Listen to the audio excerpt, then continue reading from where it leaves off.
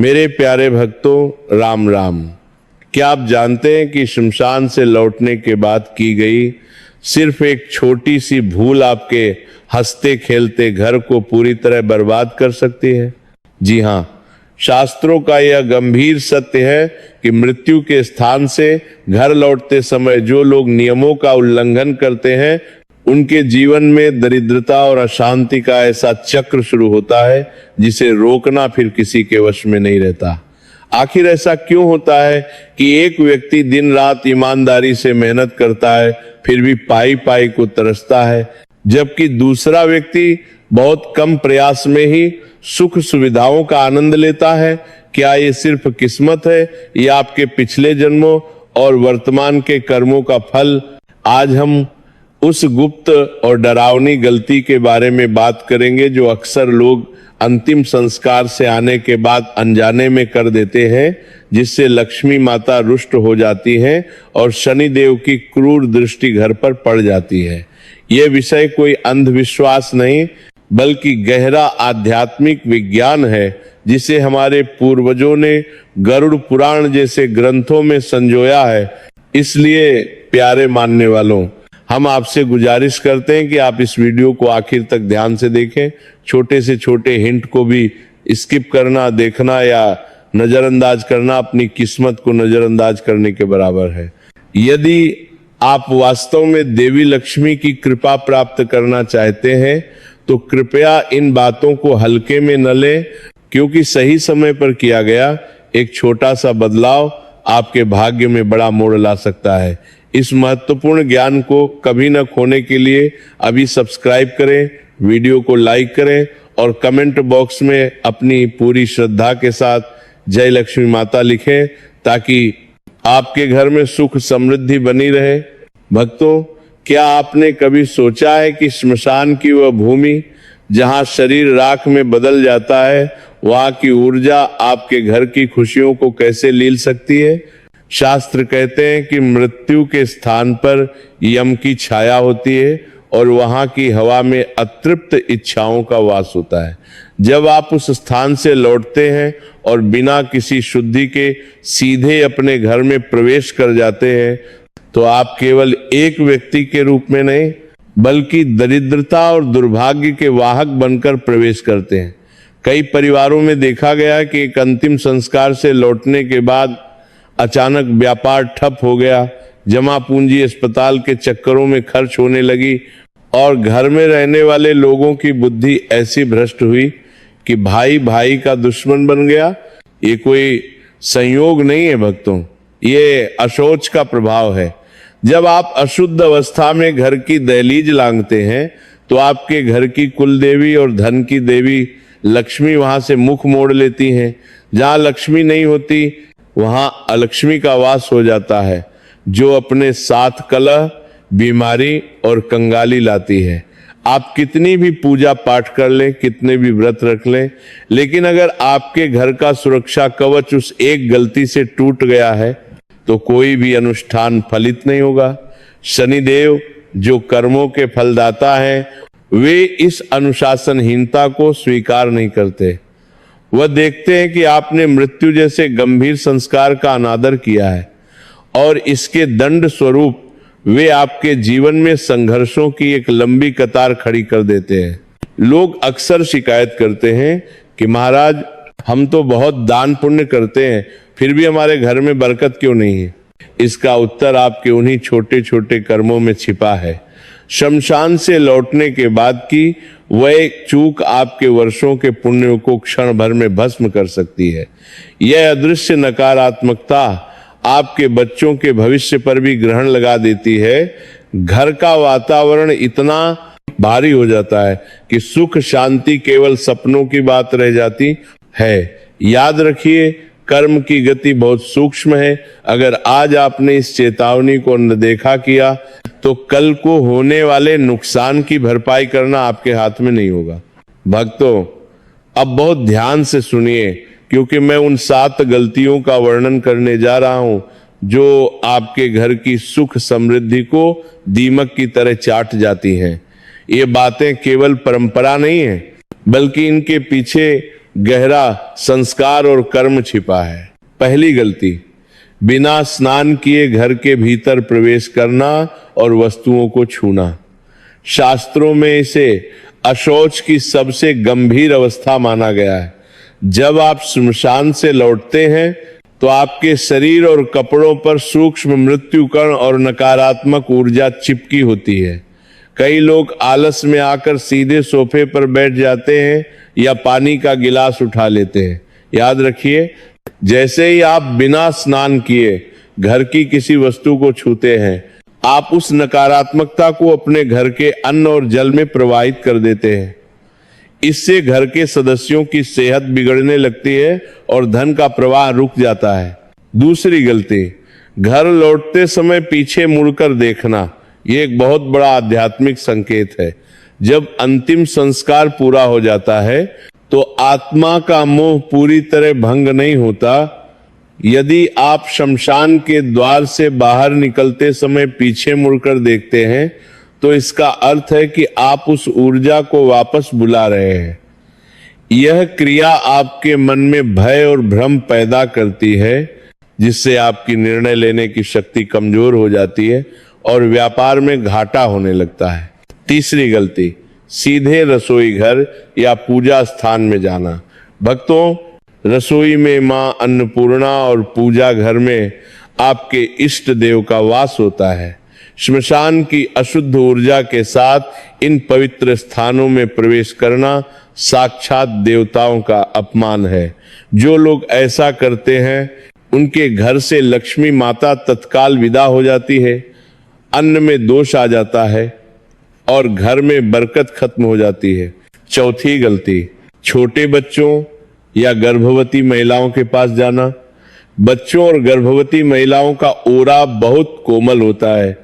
शमशान से लाई गई भारी नकारात्मकता उनके प्राणिक शरीर को नुकसान पहुंचा सकती है। इससे बच्चे अचानक रोने लगते हैं या बीमार पड़ जाते हैं। ये आपके परिवार के वंश और भविष्य पर बुरा प्रभाव डालता है। पांचवी गलती, शमशान से कोई भी वस्तु, चाहे वो लकड़ी का टुकड़ा हो या पत्थर, घर लाना। अक्सर लोग अनजाने में जूते के साथ वहां की मिट्टी या कपड़ों में फंसी कोई चीज घर ले आते हैं। श्मशान की हर वस्तु यम की संपत्ति है। उसे घर लाना साक्षात दरिद्रता को निमंत्रण देना है। छठी गलती, घर आकर तुरंत सो जाना। शमशान से आने के बाद मन और शरीर भारी होता है, लेकिन तुरंत सो जाना नकारात्मक ऊर्जा को आपके अवचेतन मन में स्थापित कर देता है। इससे बुरे सपने आते हैं और व्यक्ति मानसिक रूप से बीमार रहने लगता है। सातवीं गलती, उस दिन मांस, मदिरा या तामसिक भोजन का सेवन करना। मृत्यु के दिन आपका शरीर और मन पहले से ही संवेदनशील होता है।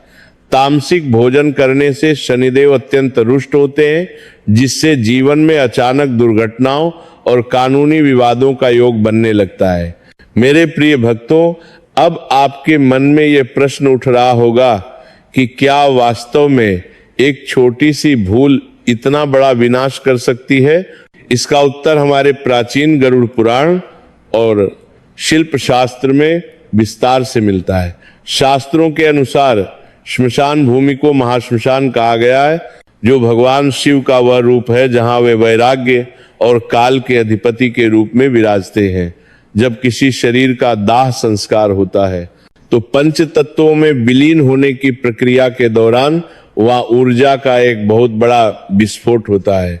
ये ऊर्जा सकारात्मक नहीं होती, बल्कि इसे नकारात्मक प्राण कहा जाता है। गरुड़ पुराण में स्पष्ट उल्लेख है कि जब तक शरीर पूरी तरह भस्म नहीं हो जाता, तब तक जीवात्मा का मोह अपने परिवार और स्थान से बना रहता है। शमशान से लौटते समय जो भारीपन आप महसूस करते हैं, वह केवल शारीरिक थकान नहीं है, बल्कि वह सूक्ष्म अशुद्धता है जो आपके भावमंडल को दूषित कर देती है। प्राचीन काल से ही हमारे शुद्ध मुनियों ने शुद्ध पर इतना जोर क्यों दिया? क्योंकि वे जानते थे कि मानव शरीर एक मंदिर की तरह है। यदि इस मंदिर में मृत्यु की छाया प्रवेश कर जाए तो वहां देवत्व यानी देवताओं का वास समाप्त हो जाता है। शनिदेव जिन्हें न्याय का देवता और शमशान का स्वामी माना जाता है, वे अनुशासन के बहुत कड़े हैं। वे देखते हैं कि क्या आपने प्रकृति के नियमों का सम्मान किया। यदि आप शमशान से सीधे आकर अपने बिस्तर पर बैठ जाते हैं या भोजन कर लेते हैं तो आप ब्रह्मांडीय संतुलन को बिगाड़ते हैं। परिणाम स्वरूप आपकी कुंडली के शुभ ग्रह भी अशुभ फल देने लगते हैं।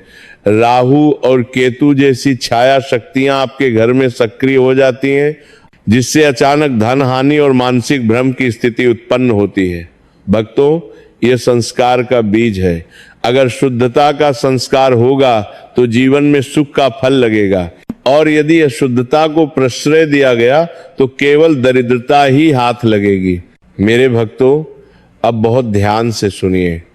यदि आपने अनजाने में पहले ये गलतियां की हैं तो घबराइए मत, क्योंकि सनातन धर्म में प्रायश्चित और शुद्धि का मार्ग हमेशा खुला रहता है। ये जो उपाय मैं बताने जा रहा हूं, इन्हें केवल टोटका न समझें। ये संस्कार का बीज है जो आपके घर के सुरक्षा चक्र को फिर से जीवित कर देंगे और देवी लक्ष्मी के आगमन का मार्ग प्रशस्त करेंगे। सबसे पहले शमशान से लौटने के बाद का वह नियम जो आपको हमेशा याद रखना चाहिए। जैसे ही आप अपने घर की गली या द्वार पर पहुंचे, घर के भीतर कदम रखने से पहले आपको बाहर ही रुकना चाहिए। पुराने समय में लोग घर के बाहर आग जलाते थे या लोहे की किसी वस्तु को छूते थे। यदि यह संभव न हो तो कम से कम अपने जूतों को घर के मुख्य द्वार से कम 10 फीट दूर उतारें। घर में प्रवेश करने से पहले अपने ऊपर गंगा जल का छिड़काव करें। यदि गंगा जल उपलब्ध न हो तो एक पात्र में सादे पानी में थोड़ी सी हल्दी, गंगा जल की 2 बूंदें और नीम के पत्ते मिलाकर उससे अपने हाथ पैर धोएं और 3 बार आचमन करें। नीम के पत्तों में नकारात्मक ऊर्जा और सूक्ष्म कीटाणुओं को सोखने की अद्भुत शक्ति होती है जो शास्त्रों में वर्णित है। अब बात करते हैं उस विशेष क्रिया की जो आपके घर की ऊर्जा को बदल देगी। इसे दीपक दान कहते हैं। शमशान से आने के बाद स्नान करें, शुद्ध और बिना फटे हुए वस्त्र पहने। फिर घर के दक्षिण दिशा में जो यमराज और पितरों की दिशा मानी जाती है, वहां एक मिट्टी का दीपक सरसों के तेल के साथ जलाएं। दीपक जलाते समय मन में ये भाव रखें कि आप उस मृत्यु की ऊर्जा को सादर विदा कर रहे हैं। ये दीपक विशेष रूप से शनिवार को जलाना चाहिए, क्योंकि शनिवार शनि देव का दिन है और वे ही श्मशान के अधिपति माना जाते हैं। यदि आप यह दीपक शाम के समय, जिसे प्रदोष काल कहा जाता है, जलाते हैं तो इसका प्रभाव कई गुना बढ़ जाता है। भक्तों, घर की आंतरिक शुद्धि के लिए एक और अचूक और प्राचीन विधि है। आप गाय के गोबर का एक सूखा कंडा लें और उस पर थोड़ा सा गूगल, लोबान और पीली सरसों डालकर उसे जलाएं। जब उसका धुआं उठने लगे तो उसे पूरे घर के हर कोने में, विशेषकर पलंग के नीचे और अलमारियों के पास दिखाएं। ये धुआं उन सूक्ष्म नकारात्मक तरंगों को घर से बाहर निकाल देता है जो आपके सौभाग्य और धन के आगमन को रोक रही थी। इसके साथ ही गरुड़ पुराण में बताया गया है कि नकारात्मकता को दूर करने के लिए घर में शंख और गरुड़ घंटी का नाद करना अत्यंत शुभ होता है। लेकिन ध्यान रहे, घंटी केवल पूजा के समय ही बजाएं। यदि आप आर्थिक तंगी से बहुत अधिक परेशान हैं तो अगले शनि अमावस्या या किसी भी शनिवार के दिन एक विशेष दान करें। 1.25 किलो काले तिल, थोड़ा सा गुड़ और 1 लोहे का बर्तन किसी जरूरतमंद या मंदिर के बाहर बैठे दरिद्र नारायण को दान करें। शनि देव को प्रसन्न करने का इससे सरल और प्रभावी तरीका दूसरा नहीं है। दान करते समय मन में ओम शं शनैश्चराय नमः का जाप करें। यह क्रिया आपके उन पाप कर्मों को कम करती है जो अनजाने में शमशान में किए गए नियमों के उल्लंघन से उत्पन्न हुए थे। इसके अलावा एक बहुत ही गोपनीय उपाय मैं आपको बता रहा हूं। यदि आपको लगता है कि घर में दरिद्रता ने जड़ें जमा ली हैं, तो 41 शनिवार तक एक नियम अपनाएं। एक साबुत नींबू लें, उसे शनिवार की शाम को अपने सिर से 7 बार वारें और उसे किसी लाल कपड़े में बांधकर पीपल के पेड़ के नीचे दबा दें। हर बार एक अलग पीपल के पेड़ का चुनाव करें। यह क्रिया आपकी कुंडली के भारी दोषों को शांत करती है और रुके हुए धन के मार्ग खोलती है। जैसा कि भगवान श्री कृष्ण ने कहा है, भाव ही सर्वोपरि है। जब आप ये उपाय करें तो मन में पूर्ण श्रद्धा और विश्वास रखें। अंत में देवी लक्ष्मी को पुनः आमंत्रित करने के लिए घर के मुख्य द्वार पर हल्दी से स्वास्तिक बनाएं और वहां हर शाम एक घी का दीपक जलाना शुरू करें। जब घर से नकारात्मकता निकल जाती है तो लक्ष्मी माता स्वयं वहां खिंची चली आती है। याद रखिए, आपके कर्म और आपकी शुद्धि ही आपके भाग्य के निर्माता हैं। इन संस्कारों को अपने जीवन का हिस्सा बनाएं और देखें कि कैसे धीरे धीरे आपके जीवन से अंधेरा छंटता है और सुख समृद्धि का सूर्य उदय होता है। मेरे प्यारे भक्तों, शमशान की भूमि हमें जीवन का सबसे बड़ा सत्य सिखाती है। वहां की राख हमें याद दिलाती है कि अंत में सब कुछ मिट्टी में मिल जाना है। लेकिन इसका अर्थ ये नहीं कि हम कर्म करना छोड़ दें, बल्कि इसका अर्थ है कि हम सजग हो जाएं। जो व्यक्ति मृत्यु के स्थान से लौटकर भी अपने अहंकार और बुराइयों को नहीं छोड़ता, वह वास्तव में उस नकारात्मकता को अपने साथ घर ले आता है। शास्त्रों में कहा गया है कि मृत्यु केवल शरीर का अंत है, लेकिन आपके संस्कार और कर्म आपके साथ चलते हैं। जब आप उन नियमों का पालन करते हैं जो मैंने बताए, तो आप केवल अपने शरीर को शुद्ध नहीं कर रहे होते, बल्कि आप अपनी आत्मा को उस भारीपन से मुक्त कर रहे होते हैं। जो व्यक्ति यह समझ लेता है कि जीवन क्षणभंगुर है, वह कभी किसी का बुरा नहीं करता, कभी अधर्म के रास्ते से धन नहीं कमाता। और याद रखिए, लक्ष्मी माता केवल उसी घर में स्थायी वास करती हैं जहां धर्म और शुद्धि का सम्मान होता है।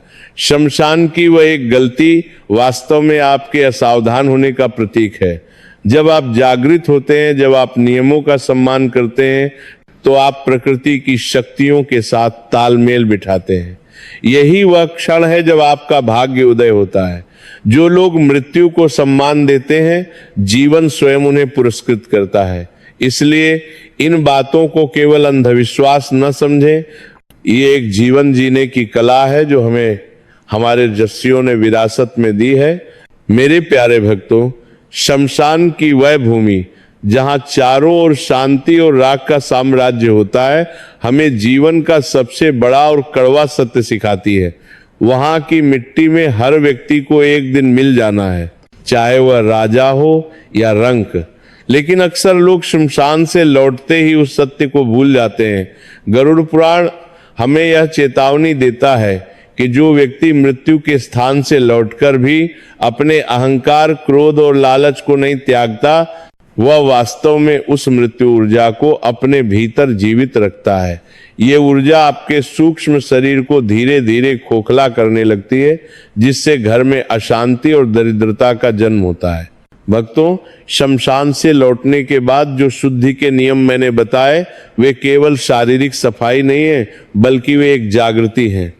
जब आप गंगा जल छिड़कते हैं या नीम के जल से स्नान करते हैं, तो आप ब्रह्मांड को ये संकेत देते हैं कि आप मृत्यु की नकारात्मकता को पीछे छोड़कर जीवन और धर्म की ओर कदम बढ़ा रहे हैं। जो लोग इन नियमों का मजाक उड़ाते हैं या इन्हें केवल पुरानी बातें समझते हैं, वे अनजाने में अपने पुण्य का क्षय कर रहे होते हैं। शनिदेव जो कर्मों के हिसाब किताब के स्वामी हैं, वे देखते हैं कि क्या आपके मन में मृत्यु के प्रति सम्मान है। मृत्यु का सम्मान करने का अर्थ है जीवन के हर क्षण को धर्म के अनुसार जीना। याद रखिए, लक्ष्मी माता केवल उसी स्थान पर वैभव प्रदान करती हैं जहां संस्कार जीवित होते हैं। यदि आपके घर में श्मशान की भारी ऊर्जा बिना किसी शुद्धि के प्रवेश कर गई, तो वहां देवी लक्ष्मी का प्रकाश धुंधला पड़ जाएगा और अलक्ष्मी यानी कि दुर्भाग्य अपना पैर पसार लेगी। इसीलिए शमशान से लौटते समय की गई वह एक गलती आपके वर्षों की मेहनत पर पानी फेर सकती है। जागिए भक्तों, क्योंकि समय किसी का इंतजार नहीं करता। आज आपके पास अवसर है कि आप अपनी आदतों को सुधारें और अपने घर को एक अभेद्य सुरक्षा कवच में बदल दें। जो व्यक्ति मृत्यु के द्वार पर जाकर भी पवित्रता और भक्ति के साथ वापस आता है, भगवान श्री कृष्ण स्वयं उसके जीवन की बागडोर अपने हाथों में ले लेते हैं। ये सजगता ही वह प्रकाश है जो आपके भाग्य के अंधेरे को दूर करेगा।